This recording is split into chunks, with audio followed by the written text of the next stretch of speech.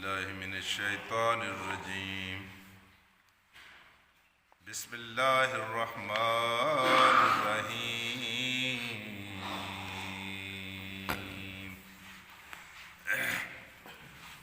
ثم إذا ما وقع آمنتم به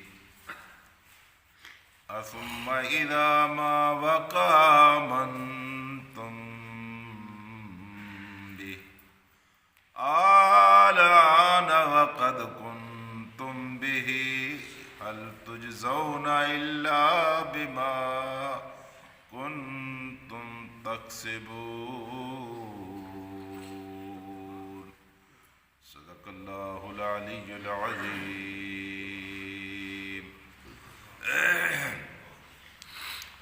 رفقائے محترم،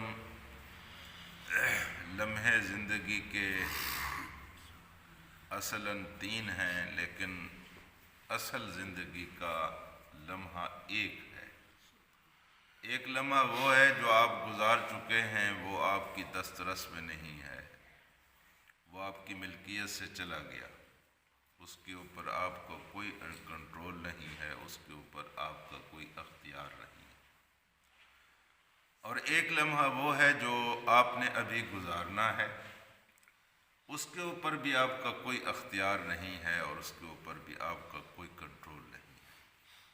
وہ آپ کو میسر ہوتا ہے، وہ آپ کو میسر نہیں ہوتا، یہ آپ کے بس میں نہیں ہے، یہ اللہ کے اختیار میں. تو اس طرح اگر دیکھا جائے تو زندگی کا لمحہ وہی ایک ہے جو ہم گزار رہے ہیں. یہ آپ کے اختیار میں ہے، اس کو آپ جس طرح گزارنا چاہیں اس طرح گزار لیجئے.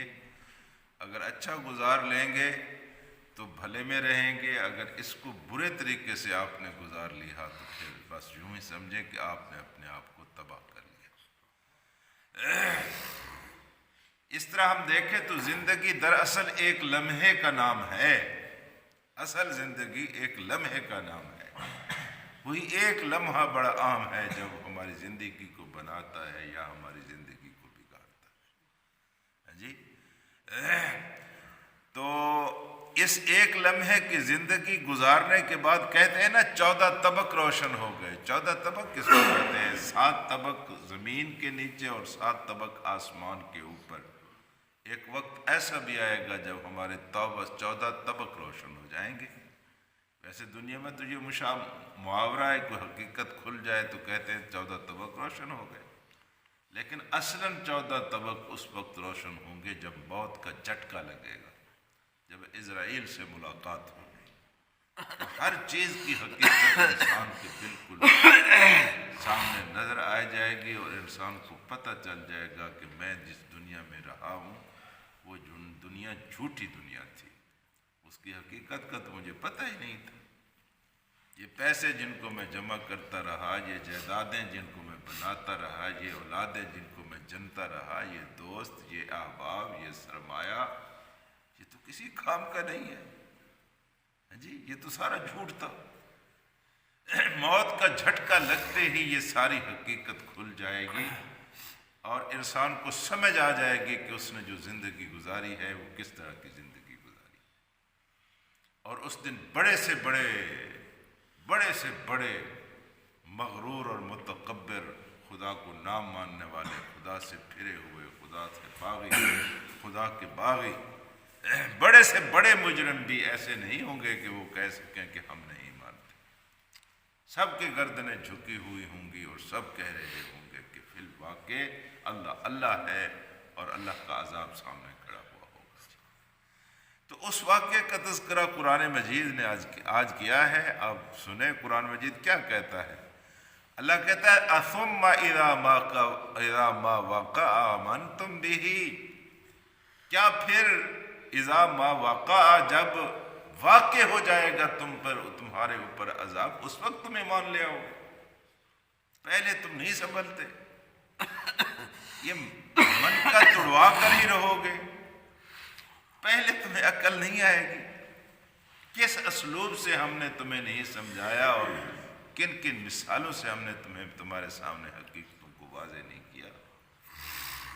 موت کا ہم نے ایک جھٹکا تمہارے سامنے رکھا ہے کہ لوگ کس طرح مرتے ہیں، تمہیں سمجھ نہ آئی۔ جوانی سے ہم تمہیں بڑھاپے کی طرف لے گئے ہیں، تمہارے اعضاء مزمحل ہو رہے ہیں، تمہیں سمجھ نہیں آ رہی کہ ہاتھ سے جا رہی ہے کوئی چیز، طاقت ہاتھ سے جا رہی ہے جی۔ تو وقفے وقفے سے ہم تمہیں مصیبتوں میں مبتلا کرتے ہیں تاکہ تمہارے دل نرم ہو جائیں۔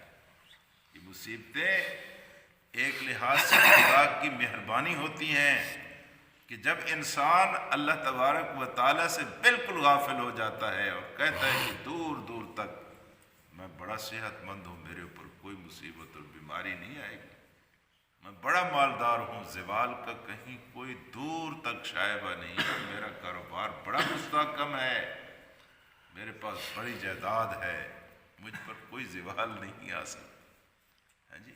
تو ان غلط فہمیوں میں جب انسان مبتلا ہوتا ہے تو اللہ تعالیٰ کو جس بندے کے اوپر پیار ہوتا ہے اس کو جگانے کے لیے پھر اس کو ذرا جھٹکا دیتا ہے، اس کو ذرا ٹھوکر لگاتا ہے، کبھی بیماری کی ٹھوکر لگا دیتا ہے، کبھی کاروبار میں زوال آ جاتا ہے۔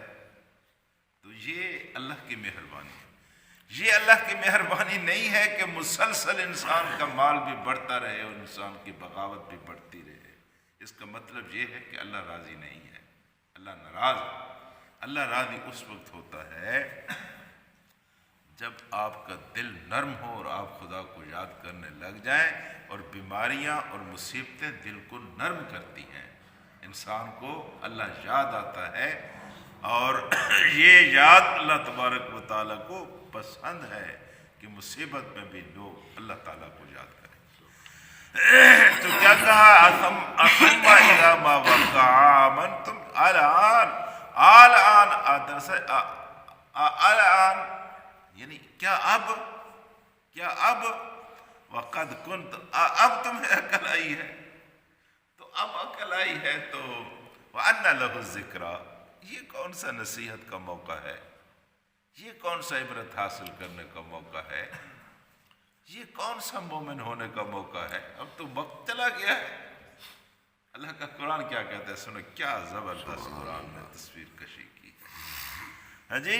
وَقَدْ كُنْتُمْ بِهِ تَسْتَعْجِلُونَ، وہ تمہیں تو مہلت دی گئی تھی، تم کہتے جلدی آئے، یہ وقت جلدی آئے، یہ وقت جلدی آئے، اب آ گیا ہے، اب بتاؤ اب کیا حال ہے۔ اس کی تم جلدی مچایا کرتے تھے، تمہیں مہلت میسر تھی، تم اپنے آپ کو سنبھال سکتے تھے، تم اپنے آپ کو سنوار سکتے تھے، تم نے کوشش کی اور تم نے طالبے کیے کہ کب آئے گا خدا کا عذاب، تم صادقین، لے آؤ نا خدا کا عذاب اگر تم سچے ہو۔ تم اس کے لیے جلدی مچایا کرتے تھے۔ یہ تستعجلون، اس لیے اجلت کے جلدی آئے خدا کا عذاب، اس لیے تم کہتے تھے۔ تو اب آ گیا ہے خدا کا عذاب، اب بلا لو جن کو بلانا ہے۔